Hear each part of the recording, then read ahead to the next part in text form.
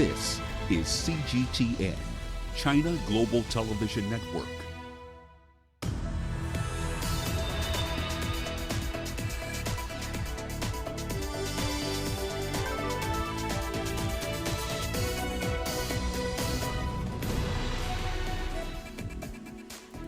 Hello there, welcome to this edition of Global Business Africa. In the course of the hour, we'll run through all the business news stories you need to know about from Africa and beyond. But let's start with a quick run through the markets here for you. So this is the week that Kenya finally moved to remove these credit-killing rate caps, and long-battered bank stocks are basically swinging around now. The country's two largest banks, Equity and KCB, up 9%, 15% respectively so far this year. The all-share, the JSE, ending the week with thin gains, more or less flat really, up about a third after a strong rally on Thursday. Weak GDP data out of China had something to do with that. It did drag iron ore stocks a lot lower. Here's what's coming up tonight. Frustration in Zimbabwe following a 60% hike this week in the price of bread. South Africa releases its energy plan for the next 10 years. It's still very, very heavy on coal. And we'll introduce you to a unicycle coach who runs a rather unique after-school club in Nigeria. All that and more is in the pipeline for you tonight. But let's start in Zimbabwe, where the price of bread went up this week by an eye-watering number, 60%. As the country's second most consumed staple, these price hikes, needless to say, have caused quite the uproar, with most Zimbabweans now saying that the commodity is effectively priced out of their reach. A loaf of bread now costs 15.75 Zimbabwean dollars. That's just under $1 US. CGTN's Ramah Nyang has the details. Recently, supplies have been short as bakers held out for an increase, citing escalating production costs. Now that it's been affected, bread is readily available again, but unaffordable for many. For someone who is working, maybe a doctor, maybe a teacher, he cannot afford bread because automatically their pay is below par. I've got 6 children, but I can't buy bread for the children. That's all. So what are you going to do now? Nothing. No options? No. Resort to eating something else? Yeah, we can. There's nothing we can buy because everything has gone up. A Bulawayo-based consumer rights watchdog described this latest increase as simply devastating, but says it's symptomatic of the general malaise that is afflicting this economy. The cost of fuel has gone up. We appreciate that. We do agree with that. The cost of energy has gone up. It is a factor, it's a cost driver. Both are inflationary in nature. They get the prices up at the end of the day. Zimbabwe is in the throes of its worst economic crisis in a decade, characterized by triple-digit inflation and shortages of fuel, energy, and cash. President Emmerson Mnangagwa has called for patience to address the challenges, but insists the country is heading in the right direction, much to the frustration of embattled consumers. What they are talking about probably is just the figures and the direction. We are not worried about the direction. We want to get to a destination where we can afford bread, we can afford meal we can afford meat, we can afford the cost of education when it comes to our children, the cost of health care and everything else. It's not just a few basic commodities, but our way of life has to change. A number of labor unions have threatened to strike, demanding US dollar-linked salaries, arguing the value of their Zimbabwe dollar pay has been wiped out by inflation. Ramah Nyang, CGTN, Bulawayo, Zimbabwe. South Africa's Minister of Mineral Resources and Energy, Gwede Mantashe, says that the country's latest long-term electricity generation plan has finally been gazetted following cabinet approval. Now, despite aiming to add 6 gigawatts of new solar, 2.5 gigawatts of hydro, even 14 gigawatts of wind, even by 2030, coal will still be the dominant source of power in South Africa's generation mix. CGTN's Angela Coppola has the details.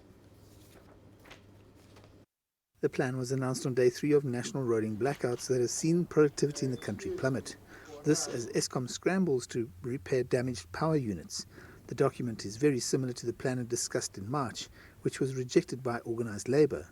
The nuclear industry were also expecting some good news. Labour is going to be seriously put out, and the nuclear industry is going to be very disappointed. I think for the balance, it is essentially the same. There's a significant amount of renewable energy in the form of wind, solar PV, gas, battery storage, and small-scale embedded generation. Part of the announcement around the energy plan is a call for an urgent request for information to provide emergency electricity quickly to fill the gap that's caused the latest round of load shedding. We have Eskom as a sole supplier at the moment. We are diversifying our markets. In so doing, as Minister is saying, in everything you do, you must be systematic. You can't just open up without having some restrictions on certain energy mixes. So you need a strategic approach to deal with that. So that's what we're trying to do. That's why our regulatory framework must be flexible enough, but at the same time be systematic in how to cap where it's necessary. The electricity situation is becoming critical, and it's estimated that it's costing the country over $100 million a day in lost productivity and revenue. But the country is still keeping coal as the anchor resource for now. If we accelerate destruction of coal power station without a proper transition, we're going to have an energy disaster, because we're emotional in dealing with practical problems. Instead of relaxing, deal with the problem, address them, move systematically step by step. If we don't do that, we're going to have a disaster. We have another plan to deal with the electricity crisis in South Africa, and hopefully this one can be implemented properly so that we can avoid any more load shedding. I'm Angelo Coppola for CGTN in Johannesburg, South Africa. Let's stay with that story for a deep dive on the IRP and, of course, the latest round of power cuts in Africa's most industrialized economy. Angela Coppola joins us live from Johannesburg for that. So it's taken the better part of a decade to get this new version of the IRP to show up. Why did it take so long, Angelo? Ramah, to start with, there was a lack of political will. That's been cited as one of the reasons. Then, of course, there's an issue with three of Mantashe's ex-cabinet colleagues in the energy department, in fact. Tina Joemat-Pettersson, one Ben Martins, and then, of course, David Mashlobo. And that's before those two departments were actually merged or combined just recently. Each one of those delayed the sign-off and implementation of the IRP. At that stage it was 2008, and so it's moved on. Those delays involving Joemat-Pettersson, for example, you'll remember, and Mashlobo, for instance, were mainly due to issues around the nuclear power procurement deal that was apparently signed and then not signed between South Africa and Russia. Joemat-Pettersson made a big noise about it then. And of course, then President Jacob Zuma was also allegedly pressurizing ministers to push the deal through, regardless of the cost to the economy and the country. There was also a court challenge by a civil society group that led to even more delays. So it's been a long time coming, and now it's time, hopefully, for some implementation. Ramah.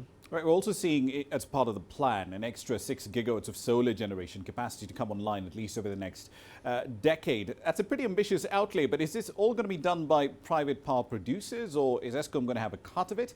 And what does the storage component of that look like? Well, look, the solar capacity at the moment will seem to come from mostly the private sector. There is a move, a strong move, in fact, probably confirmed in the next couple of weeks or so, that Eskom will in fact hive off a new business to get involved in providing renewables, specifically solar and wind. Critics, of course, are wondering how that's going to be done. There's also a question around how Eskom is going to manage this process if they are both the regulator and the provider of power in the renewable space. Of course, today, Mantashe quantified the storage component there. It's going to be a very small percentage of the total energy mix, as it were. It's around 2%. The technologies that are being developed at the moment can minimize the fact that renewables generally are produced during low demand periods, of course, during the day. And the IRP here talks about battery systems, compressed air energy storage, flywheel energy storage, and of course hydrogen fuel cells. So there's lots of technology, and it seems like quite a lot of opportunity here. Of course, but it is a small percentage of that market space, besides, of course, the renewables themselves. Ramah? Indeed. So there's also an extra 3,000 megawatts, about 3 gigawatts of gas-fired power plants that are seen as coming online under the terms of this plan. But is any of that new capacity going to offset some of Eskom's existing fleet of old, inefficient, deeply polluting power plants? Are those going to be retired? Well, look, Eskom have always acknowledged that their fleet is getting old and almost at the point of retirement. At one point, the idea was floated that some of those of the fleet could be sold off to the private sector, who could try and make a go of it by bringing in new technology. But it seems that that idea has been shelved, at least for now, and it appears that the old stations will in fact be closed. and not due to environmental concerns, but due to the fact that the equipment in those stations has actually reached the end of its useful life. On the other hand, of course, there are still 2 new coal-fired IPP power stations in the plan. And then, of course, there's the power coming from the fully commissioned Medupi and Kusile power stations, which we hope eventually will offset some of those closures that we're talking about. The plan, of course, calls for clean coal technology to be used in those new stations. On the use of gas, though, the plan says that the department is relooking, strangely enough, shale gas and also that as a supply source and coastal gas. So at the moment, it looks like it's about coal, gas, new technology, and not much talk about nuclear until 2030. Raman? Indeed, and of course, clean coal being the misnomer that it is. But speaking of coal, we're seeing another round of planned power cuts, more load shedding, 2,000 megawatts of generation capacity offline today, much more than what Eskom was saying would actually be offline. Was this triggered by more postponement of maintenance, or are there other factors at play here?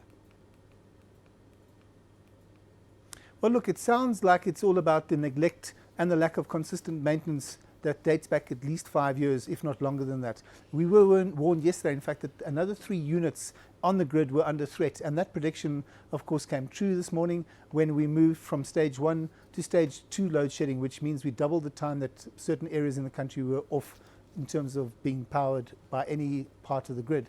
And that's how tight the system is, and that is in a low consumption environments. So Eskom have just announced as well that we will probably have the pleasure of another stage 1 round of load shedding tomorrow, Saturday, due mainly to issues, guess where? At Medupi.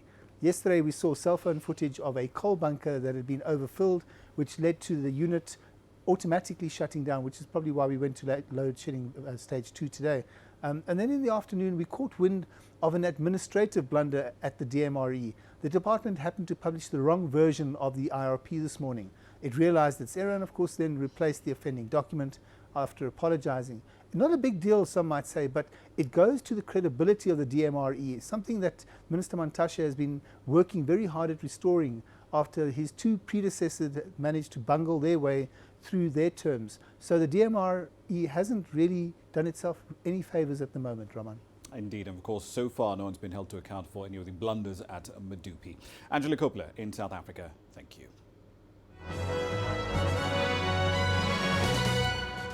All right, then a quick run through some corporate headlines for you. Johnson & Johnson is our starting point in this segment. It's recalling a single batch of its baby powder as a precautionary measure. Now, the move comes after federal regulators found trace amounts of asbestos in a single bottle purchased online. The recall draws fresh attention to product safety concerns surrounding the New Jersey-based giant baby powder, which has been the center of thousands of lawsuits. The Korean tech giant Samsung has acknowledged the existence of a rather bizarre security flaw with its Galaxy S10 handset, a hardware flaw. The recently discovered problem involves silicon cases that essentially trick the phone's fingerprint reader into accepting just about any single fingerprint, rather. Samsung says it's conducting an internal investigation. It's telling customers, however, to only use authorized accessories. Elsewhere, Toyota Kenya has set up an assembly plant for its popular Hilux pickup in the Kenyan coastal city of Mombasa. The Kenyan government has been keen to expand the range of locally assembled vehicles. President Uhuru Kenyatta presided over the launch of the facility. He signed off on the first car that went off the production line. He cautioned private companies, however, against what he described as sabotaging the government's policy to give priority to locally produced goods. And speaking of cars, the shares of the French car maker Renault fell by as much as 15% on Friday, following a cut to its revenue forecast. The day before, the car maker said it expected revenue to fall by between 3 to 4% this year. Renault also lowered its outlook for its operating margin down to 5% compared to the prior forecast of about 6%. That's a run through your company headlines.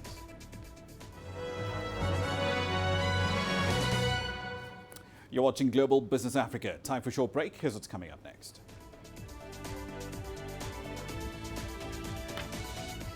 We'll have the latest data from the annual spring meetings of the World Bank and the IMF. And Nigeria's border closure continues to tick off its neighbors in West Africa. We'll look at Ghana's response when we come back. The world economy as we know it is about to change.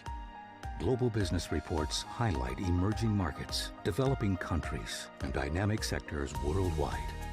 we feature top analysts and newsmakers to provide perspectives on every facet of business.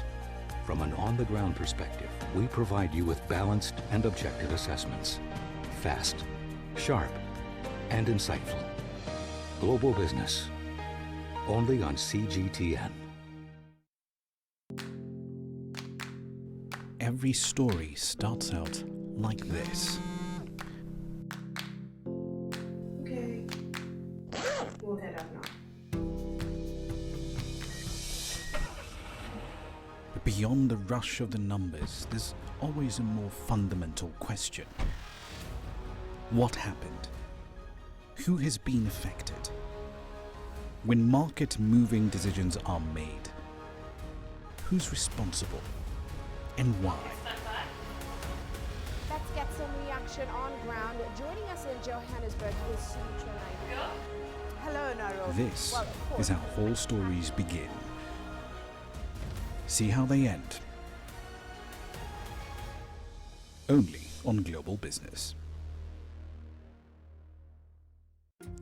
Africa is the nexus of enterprise, and Global Business will tell you why it matters. From the mega investment projects to multi-billion-dollar mergers and acquisitions. Africa today collects, just in terms of revenues from taxes alone, $545 billion a year. If you take 10% of that and you devote it to the energy sector, problem solved. All this on Global Business, weekdays at this time on CGTN.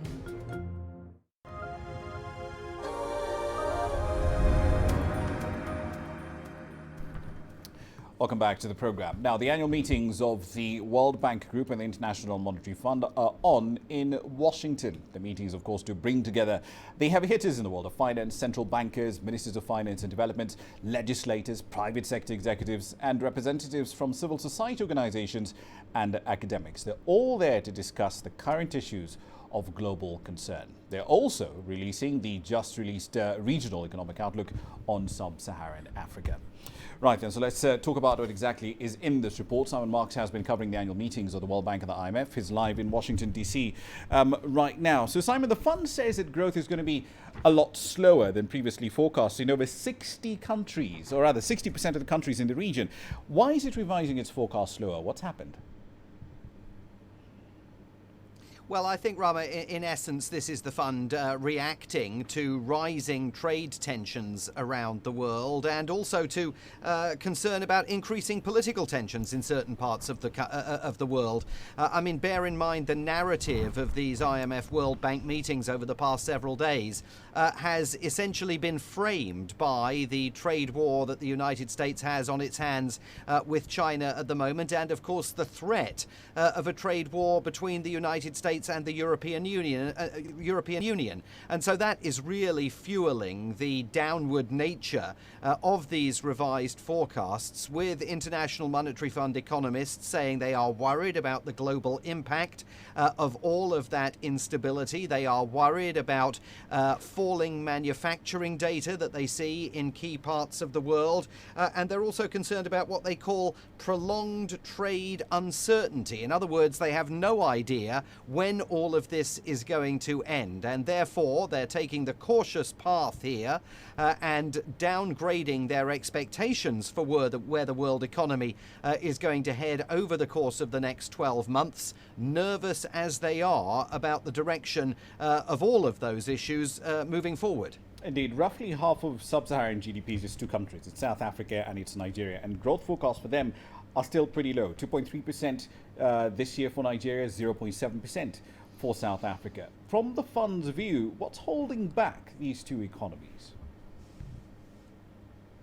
Well, let's deal with South Africa. I mean, you were just talking to Angelo there about a central issue that the fund believes is holding back South Africa's economy, and that's uncertainty about energy supplies. That is a very big issue that the fund has specifically seized upon in the reporting that it's published this week. They're also concerned, as ever, about the battle against corruption in South Africa. They'd like to see more headway being made on that particular issue, and they identified labour disputes as being an issue issue of concern to them, but it is those energy supply issues, particularly as they affect the mining sector in South Africa, that has forecasters for the International Monetary Fund worried. With Nigeria, the problems are in some regards the same and in some regards different. There is concern also, as far as Nigeria is concerned, against the battle against corruption and the need to bring about more transparency. But they argue that the Nigerian economy is simply insufficiently diversified. It's too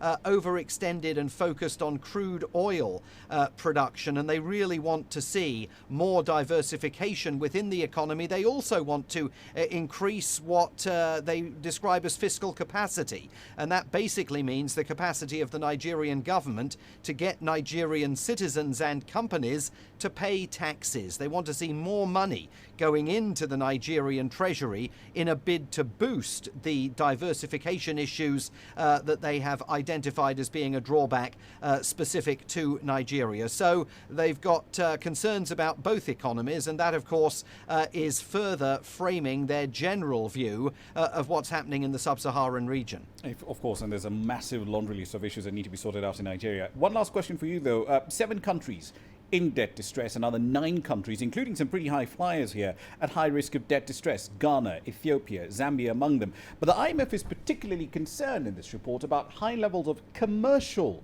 debt. Why? Absolutely. They're calling this the $15 trillion global time bomb. They worry that there is so much corporate commercial debt out there that at a time of deep economic uncertainty globally, at a time when it's perfectly possible that some major economies, maybe even including the United States, might enter recession or suffer another significant downturn, that all of that corporate debt means large numbers of companies are over-leveraged. They've gone too far. They may not find themselves in a position during a downturn, during any kind of global recession, where they are able to make their debt payments and maintain those debt loads. So the fund is warning very specifically that companies that are overextended in terms of debt should prioritize getting ahead of that and reconfiguring that debt before there is any kind of further downturn, any kind of winds of recession blowing through the global economy, because their fear is that were that to happen in the next 6 months to a year, that would have a very damaging effect on the corporate health of commercial entities in large numbers of countries around the world. Indeed. Let's see how this does play out. Simon Marks in Washington, D.C. Thank you very much.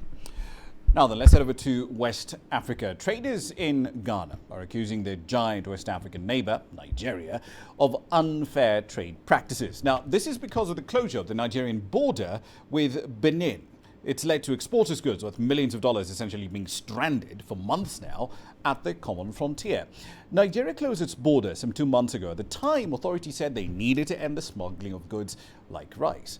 Ghanaian traders affected by that situation, however, want their government and the regional trade bloc, ECOWAS, the Economic Community of West African States, to now intervene. CGTN's Nabil Ahmed Rufai filed this report from Accra.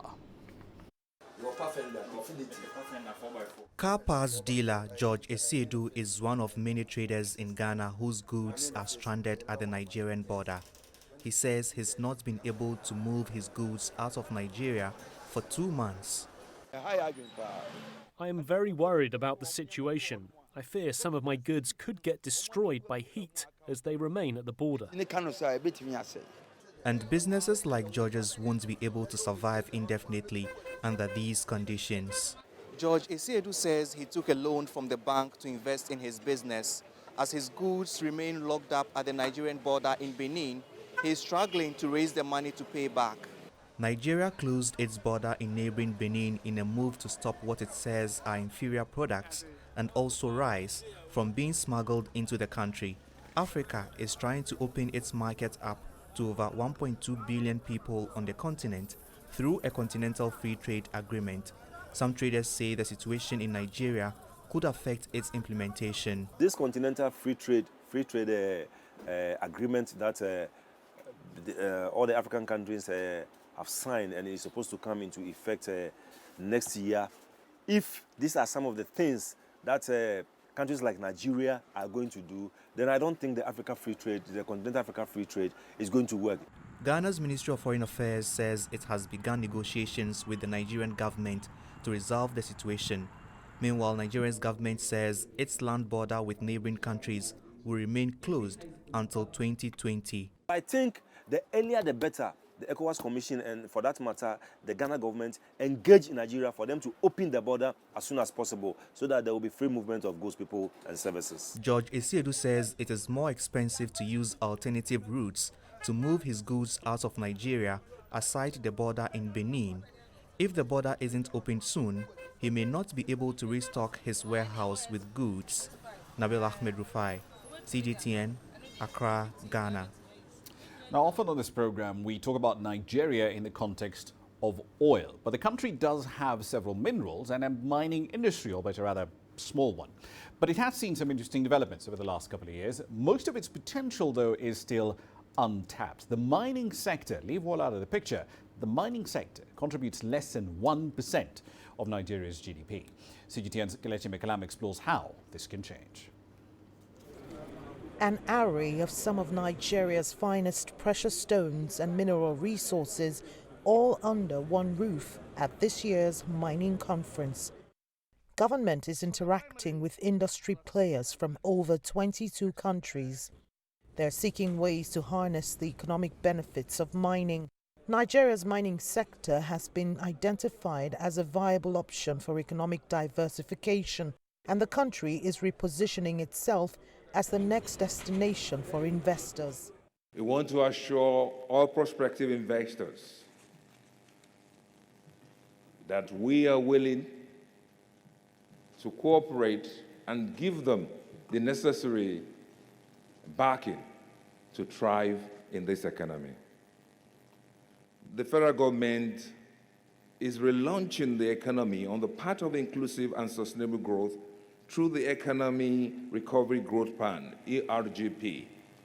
The plan is aimed at increasing national productivity and achieving sustainable diversification of the economy through the mining sector.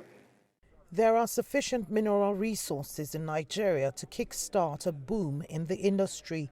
However, funding, insecurity, poor infrastructure and weak regulations are some of the problems facing the growth of the sector.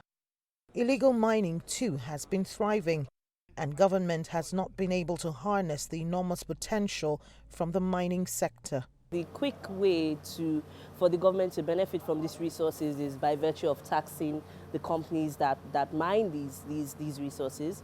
And we're currently going through a major tax reform in the country to have a tax system that is more straightforward and more easily enforced. So that's the first step. I think the second step as well is having proper coordination between the states and the federal government in terms of knowing who these miners are, what they are mining, where they are mining, and being able to get their share of whatever proceeds come from those mines. Mining contributes about 0.5% to the country's GDP. Nigeria's mining roadmap is targeting a 3% contribution by 2025. Investors and other stakeholders here are hopeful for the future of this thriving industry as a viable alternative for economic diversification. Kelechi Mekalam, CGTN, Abuja, Nigeria. We're fast approaching 18:30 GMT. Time for another break. Here's what's coming up next.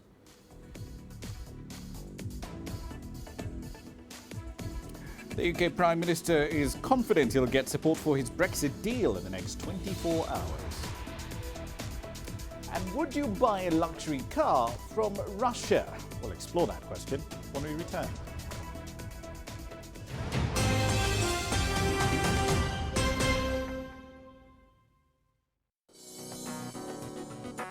He's worked in China for almost 3 decades. It was the time that I really felt connected with the heart of China. He speaks 6 languages. He's a seasoned pilot who flew solo across the Atlantic. What's made him so passionate about China's growth story? and what's behind his Midas touch in new markets. Join us as we meet Shane Tejerati, President of Honeywell Global High Growth Regions, only on CGTN, only on BizTalk. Business in Africa is at a crossroads. We celebrate those who are adopting and thriving despite the challenges, from grassroots to big businesses. Global Business takes you along for the ride as we track the making of a giant. Only on CGTN.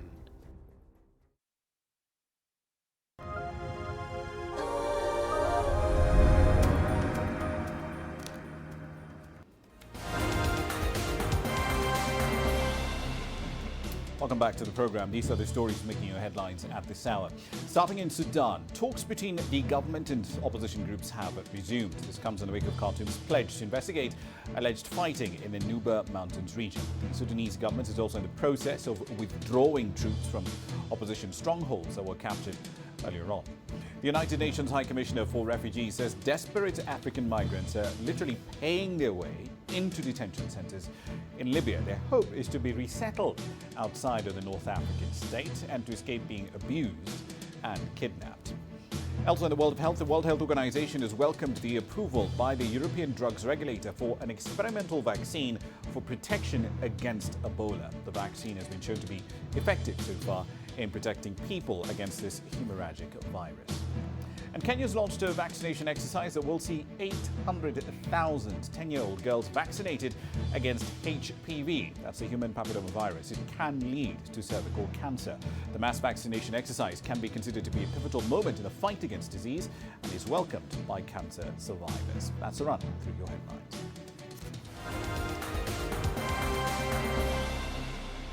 Right, then on to one of the bigger global stories for the week. Brexit. The UK's Foreign Secretary, Dominic Raab, is drumming up support for Prime Minister Boris Johnson's Brexit deal ahead of a crucial vote in the House of Commons in the next 24 hours. Raab says that the Prime Minister's latest Brexit blueprint is a win-win, and he says he's optimistic that legislators will back it. We're focused on Saturday. That's what's in front of us. We're confident we can get this deal through. You're it's a strong deal. Numbers. We're confident we can get this through. Ultimately, MPs will have to take their judgment call, but we can focus minds by showing that this is a good deal. It's better than what went before, gives effect to the referendum for those who campaign for Brexit. It avoids a no-deal Brexit and it protects Northern Ireland. Allows us to turn the page. Allows us to turn the page with our EU friends and partners and get off the rancorous divorce bit of Brexit and onto the positive, the future relationship. And I think it will lift a cloud over our politics because it will allow us to go on and talk about all those other things, the cost of living, schools, the NHS, more police on the streets, that most voters now want to see their politicians focus on. Now, the European Union says it sees no alternative to retaliation against the latest set of American tariffs on at least $7.5 billion of its exports. The tariffs from Washington include duties on the airplane manufacturer Airbus, around which, of course, this entire dispute has been centred, and agricultural products, French wine, Italian cheese, Scottish whisky, you name it, it's probably in there. The tariffs come after talks between European officials and US trade representatives failed to win a last-minute reprieve. International trade tensions, of course, as you heard earlier in the bulletin, have plagued the global economy over the last year. Experts are now cautioning that the new tariffs against the EU could risk further destabilising the global economy. Elsewhere, China's economic growth rate continues to slow down to levels not seen in nearly 3 decades. GDP growth is 6% in the third quarter, enviable numbers in some quarters that, and of course 6.2% in the first 9 months of the year. Here's CGTN's Su Yuting with more. National Bureau of Statistics has released recent economic data. China's GDP expanded by 6.2% year-on-year in the first 3 quarters of 2019 to 69.78 trillion yuan. Specifically, GDP growth was 6.4% for the first quarter, 6.2% for the second quarter, and 6.0% for the third. Those figures were the lowest in nearly 3 decades, but still fell within the government's projection for the whole year, which was between 6% and 6.5%. Employment remained stable. Over 10 million new urban jobs were created. The urban unemployment rate stood at 5.2%. The government says the business environment continued to improve, with entrepreneurship and innovation further promoted. The data showed an average of nearly 20,000 new companies were set up daily, and over half of the debts owed to small and medium-sized companies were paid off. The government says it's committed to further opening up. Foreign investment increased by 6.5%. The manufacturing PMI rose to over 49% in September, slightly up from August. The press conference has grabbed media's attention. Spokesperson for the National Bureau of Statistics has answered 16 questions from 10 journalists within 1 hour. He said although the economy is under mounting downward pressure, the national economy maintained overall stability with steady progress made in the first 3 quarters of 2019, adding that the country will seek impetus from reform and opening up, as well as innovation to facilitate sustained economic development. Su Yuting, CGTN, Beijing. Now, perceptions of China elsewhere in the planet are improving, apparently. That's according to a 2018 survey. The company behind it interviewed citizens in at least 22 countries, from Asia to Africa, 500 respondents in each country. With the details, here's CGTN's Greg Lafradi. 22 countries across Asia, Europe, South America and Africa have offered their impressions and perspectives on China. At a Friday meeting, Director Yu Yunchuan of the 2018 China National Image Global Survey said interviewees believe China's international standing and global influence will improve continuously. Nearly half of the respondents believe that China will become the world's largest economy, lead a new round of globalization, and make more contributions to global governance. Respondents also shared knowledge about China's politics, especially recognizing the development concept like a community with a shared future for mankind and the Belt and Road Initiative. About 60% respondents hold that the concept is a positive significance to national and global governance. The positive significance of the whole area has also received more attention. In 2012, people generally lacked understanding of China's politics, and China's image was still relatively vague in general. In 2018, overseas respondents' awareness of the nation's development road model has improved, and they have seen the positive effects of China's development road and model. In addition, 60% of respondents think highly of China's technological innovation abilities, with high-speed rail technology being the best known. Chinese food, traditional Chinese medicine, and martial arts are still the most representative elements of the culture. Greg Lafradi, CGTN. Now, Facebook's CEO, Mark Zuckerberg, says a social media company did consider banning all political advertising, but it decided against it, apparently in order to protect free speech rights. Now, the firm has come under fire in recent weeks due to its advertising policies and its rather lax approach to fake news reports and disinformation campaigns. Previously, it was reported that the executives of the company briefly debated banning all political ads altogether. From a revenue perspective, it's a hit that Facebook can actually take. Political ads account for less than 5% of its revenue. Now, given the sensitivity around political ads, I've considered whether we should stop allowing them altogether. From a business perspective, the controversy certainly is not worth the very small part of our business that they make up. But political ads can be an important part of voice, especially for local candidates and up-and-coming challengers and advocacy groups who the media might not otherwise cover, so that way they can get their voice into the debate.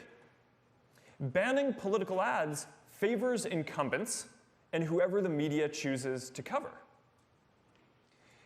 But practically, even if we wanted to ban political ads, it's not even clear where you draw the line.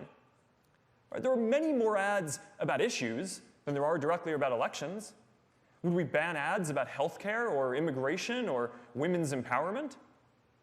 And if you're not going to ban those, does it really make sense to give everyone else a voice in political debates except for the candidates themselves?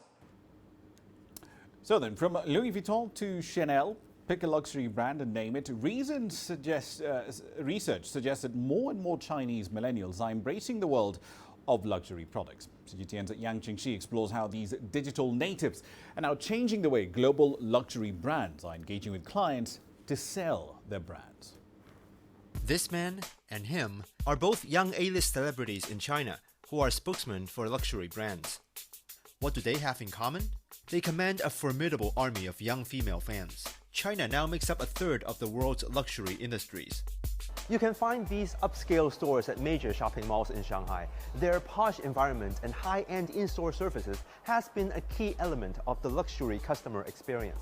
But many of these brands are now directing resources to a new field of competition. The Internet.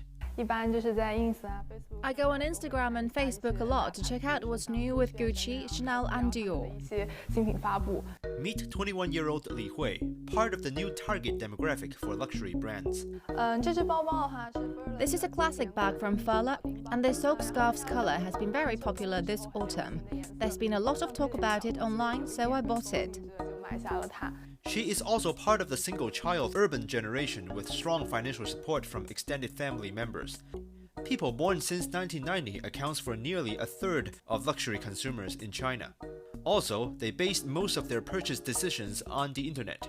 But experts say the luxury industry has been the least active sector for digital transformation because they want to maintain a high-end image. The online purchase of luxury goods is still relatively low. So only 8% of luxury goods are bought online. However, while the online spend per se is relatively low, the role of digital for luxury is extra important. Today, this reluctant sector is catching up with China's internet wave too, says the country's biggest e-commerce site, Alibaba. Currently, more than 150 luxury brands such as Burberry, Bottega Veneta and Valentino have set up shop on our platform. Chanel started selling cosmetics on Alibaba's Tmall in July, and the official store now has close to 1.5 million followers. Data suggests that Chinese people are getting used to buying luxury online. Also, with social media being an integral part of young people's lives, the way they view luxury is changing too. Experts say brand loyalty is decreasing, and they value the opinions of the internet famous, or in the industry slang, key opinion leaders, or KOLs. The KOL gives them confidence that this is a brand and this is the latest product for them to buy. They sometimes promote the brands they collaborate with and sometimes recommend items they would use daily. The internet is giving luxury brands a wider reach in China beyond first and second tier cities. With the internet-savvy young across China starting to spend earlier in life, such potential customer bases, experts say, would mean substantial online channel growth for luxury companies. Yang Qingxi, CGTN, Shanghai. All right, then, still in the business of luxury goods, would you buy a luxury car made by a car maker in Russia? Well, one has launched a new luxury model. The car maker in question is Aurus. It's hoping to break into a market that so far has been dominated by the Germans, the Italians, the Brits, and to some extent the Americans. While it may attract clients at home, Aurus management say the bigger challenge is how they fare abroad. From Moscow, here's GTN's Ross Cullen. Vladimir Putin's fourth-term inauguration ceremony in 2018. The president arriving in an Aurus Senat limousine, not the Mercedes of previous occasions. A gear change for the president, determined to demonstrate Russian car-making prowess. And Aurus is leading that charge, hoping to bring about a new vision of Russian cars at home and abroad. The intention is to go beyond the Russian market. Again, to underline the fact that Russian products are absolutely competitive on the worldwide arena, and we can produce the products in the luxury segment. So our intention is to go beyond Russia, and China as is one of the most interested markets for future development. A new image for the Russian automotive sector, which grew nearly 13% last year. The government is keen for the product to succeed, the Kremlin providing $189 million to fuel this new project. And Aurus has already seen 600 pre-orders for a range of its models. The Aurus Senat is certainly a thing of beauty, but if you want a luxury product, you have to be prepared to pay for it. and one of these models will set you back more than $270,000.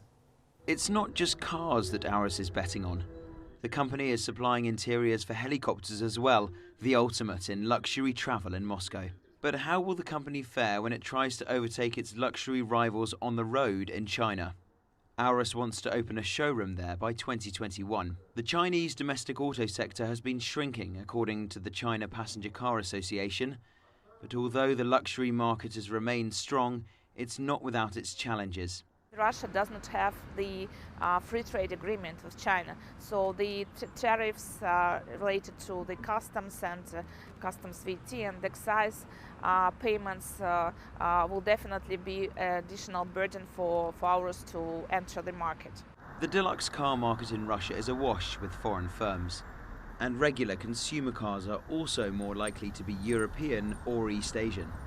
But Aurus will be hoping that wealthy and patriotic Russians will switch from their trusted Bentleys and Porsches to an Aurus and follow the president down the road. Ross Cullen, CGTN, Moscow. All right, then a quick run through commodity prices. You're going to pay attention to this because you need it to run your Aurus. Brent crude, it posted a weekly loss in today's numbers, down about 1.22% at 17.09 GMT, pretty much in the last hour, 59.18 a barrel at that point in time. At those levels, it's down 2.3% this week. Part of that is due to GDP data coming out of China, according to traders. That lower GDP print for the third quarter, levels not seen since the 1990s, suggesting demand may not be as robust as some may have expected. Here's what's coming up next.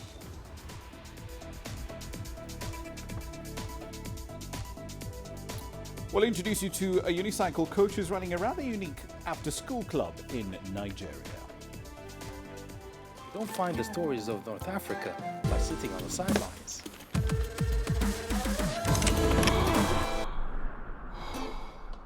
No one else will take you where we can in North Africa. And no one else will show you what it's all about. CGTN, see the difference.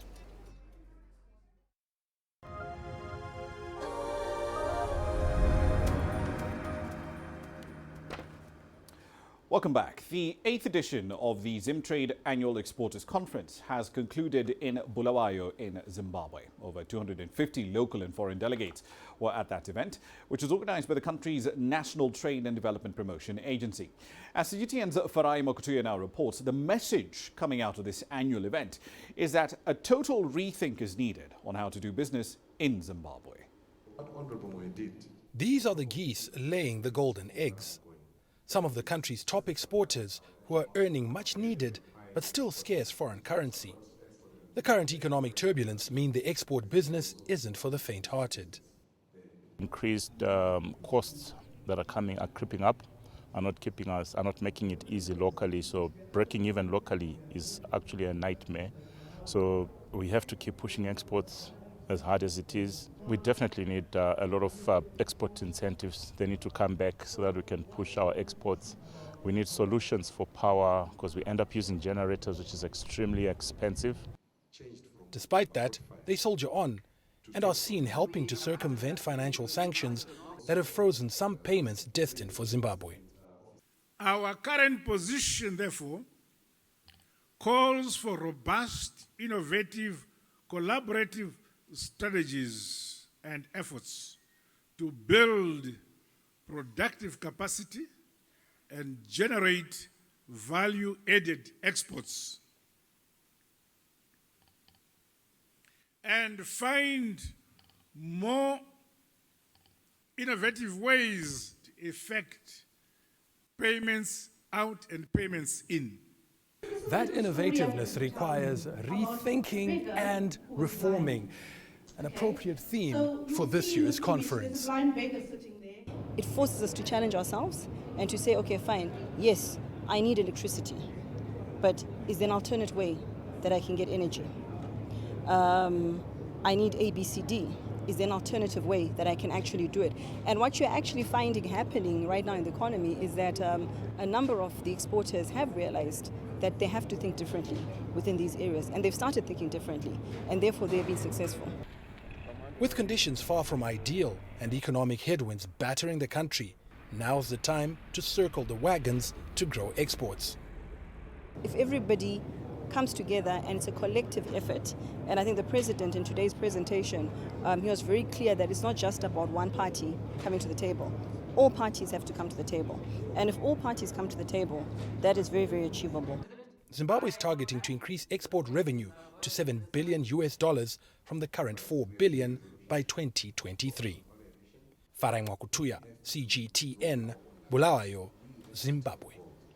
Now, collectively, the Middle East and North Africa are home to this enormous collection of historical and cultural assets, the most famous of which probably are the pyramids in Giza over in Egypt. But there's so much more across that region. The remains of the city-state of Carthage, for instance, when he challenged the Roman Republic for dominance of the Mediterranean in present-day Spain over 2,000 years ago. That's just one, and that's in Tunisia.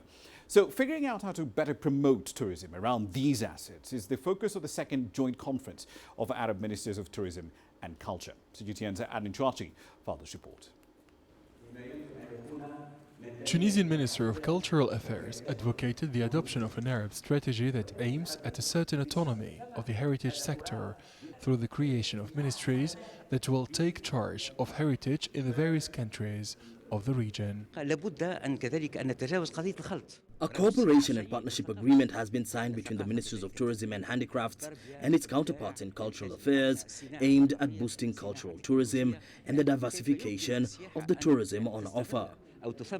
This meeting is also an opportunity to study the initiative of the Tunisian Ministry of Cultural Affairs relating to the digitization of heritage with a view to its integration into economic development through cultural tourism in North Africa and the Arab region.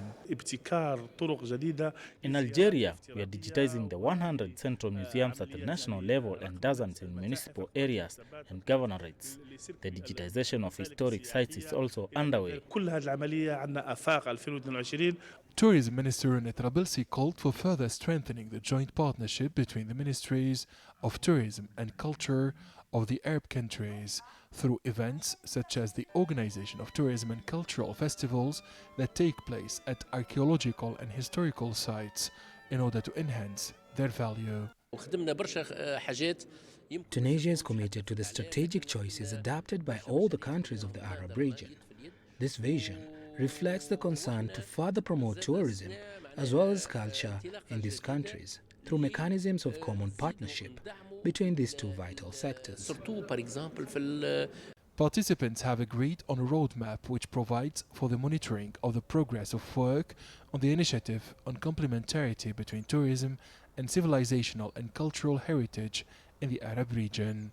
Arab ministers adopted the Tunisian initiative related in particular to the preservation of the tangible heritage, the archaeological and historical monuments, and the promotion of museum tourism in the whole Arab region. Finding the necessary means of financing is at the heart of the Tunisian initiative. Adnan Chouachi, CGTN, Tunis. On to West Africa now. In Nigeria, Olalekan Kuyoro is a unicycle coach who runs a rather unique after-school club. His students over there learn juggling, skipping and various other tricks on their one-wheeled vehicle. Here's CGTN's Daniela Pearson with more. It's a skill rarely seen on the streets of Nigeria. 29-year-old Olalekan Kuyoro is the mastermind behind the God Knows Best Unicycle Academy. But he says it's tough to convince parents to let their children try out the unicycle. People really don't know what it is, like a broken bike. So they're like, what's the future for this thing? I'd rather put my child in football academy rather than doing this thing. I started here 2014 with a child, Joshua by name. So he was 7 then, like 7-year-old boy. And I was amazed that this unicycle of a thing took me a month to ride, and a 7-year-old boy could just do it easily. The school is self-funded and classes held in Kuyuro's suburban driveway. Each unicycle costs around $23 and requires regular maintenance.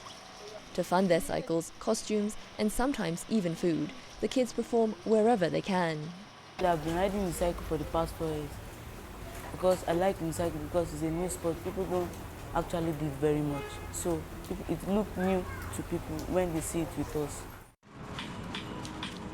Kuyuro says the daily rehearsals are one way to keep his pupils out of trouble. Even at their age, they are doing funny things because they are from the streets. So this actually, what they are doing now is they are channeling their energy towards productive things instead of doing funny things. So far, Kuyuro has trained over 40 children. As a testament to their skill and dedication, the school's Instagram account boasts more than 16,000 followers. Daniela Pearson, CGTN.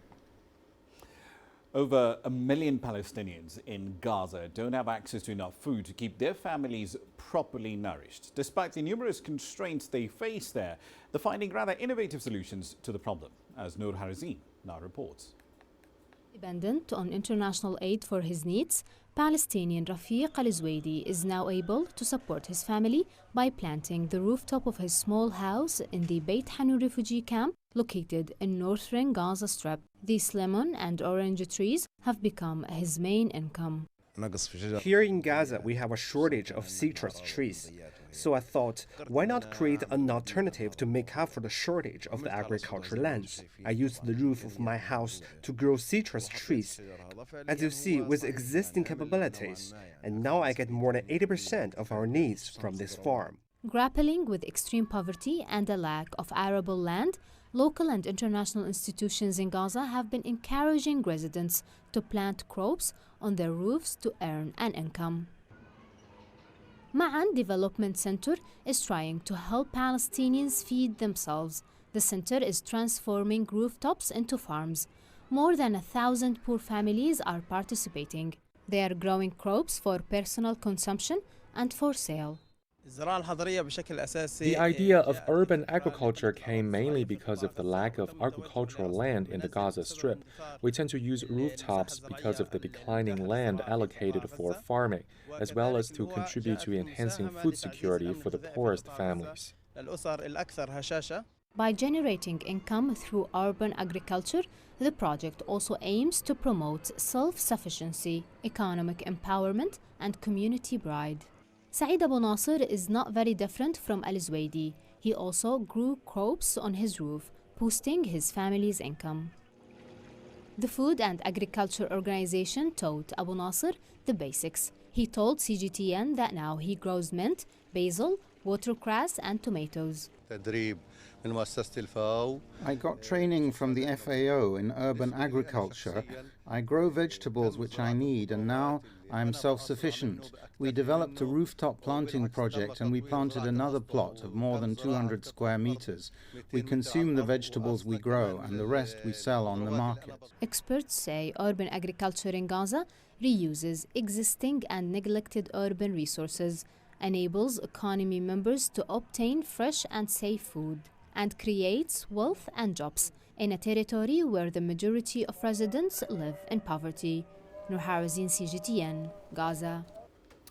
All right, then let's wrap up the program with a run through some currencies here for you. Close of the week, Rand was close to its best level this week, 14.77, up about 0.4%. It's essentially been flat, though, in the last 5 days. Barely changed from where it started on Monday. In part, of course, as due to the new long-term energy plan we discussed earlier in the hour. It does provide a degree of policy certainty around ESCOM. All through the week, sterling has posted gains, up about 2.17% against the dollar, 1.2% against the euro. But the ultimate question with a vote happening in the next 24 hours is, can it hold on to those gains after tomorrow's session in the UK's Parliament? We'll find out and tell you what happens. That's it for tonight's edition of Global Business Africa. As always, we'd like to hear your thoughts on the content seen on the program in the last hour. There's several ways to get your thoughts back to us, all of them on your screens right now. I'm Ramah Nyang in the Kenyan capital.